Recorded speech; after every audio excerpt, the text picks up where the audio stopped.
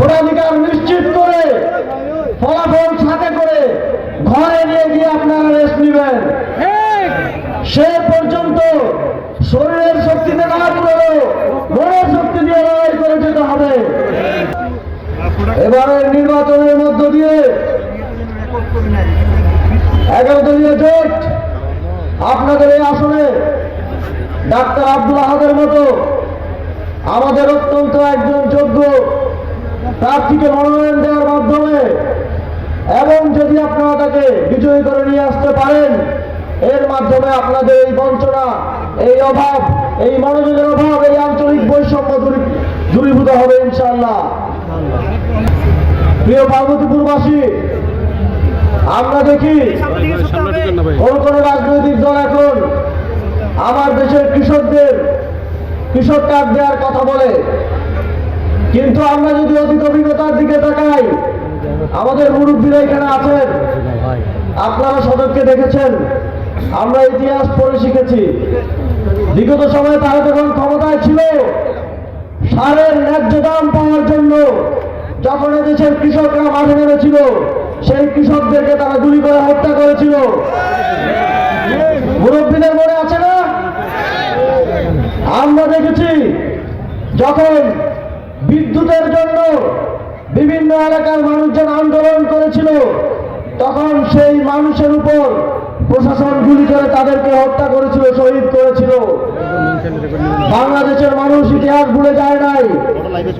আপনাদের নানা রঙিন স্বপ্ন, রঙিন কাজ দিয়ে বাংলাদেশের মানুষ এবার তাদের ভোটাধিকার, তাদের ভোট দেওয়ার সিদ্ধান্ত গ্রহণ করবে না।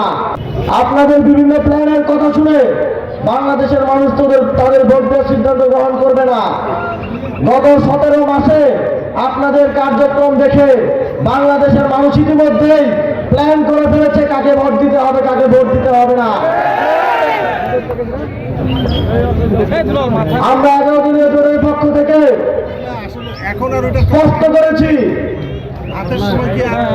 এই জোট নির্বাচিত হয়ে 1 মাসের মধ্যে আমাদের গণতান্ত্রিক আন্দোলনের সকল শহীদ সহ সর্বশেষ আধিপত্যবাদের বিরুদ্ধে শহীদ শরীফ ওসমান বিন হাদির হত্যার বিচার নিশ্চিত করা হবে।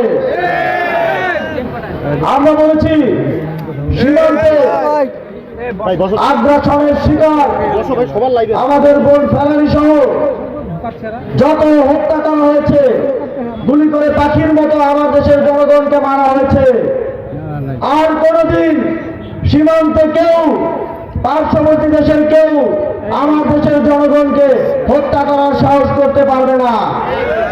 যদি সীমান্তে একটা গুলি হয়, আমরা 2টা গুলির মাধ্যমে তার জবাব দেব।